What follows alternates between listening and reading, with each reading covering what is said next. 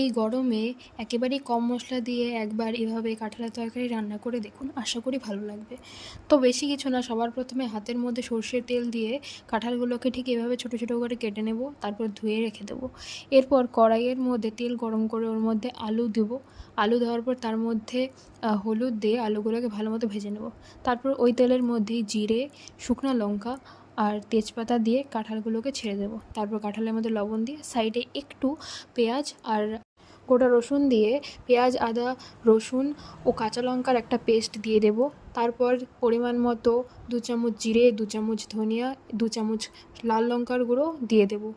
এরপর ভেজে রাখা আলুগুলো দিয়ে দেব, দিয়ে ভালো মতো নেড়ে চেড়ে ওর মধ্যে গরম জল দিয়ে দেব। এরপর তরকারি ফুটে উঠলে আঁচ কমিয়ে দেব এবং শেষে নামানোর আগে গরম মশলা ও ঘি দিয়ে ভালো মতো মিশিয়ে নেব।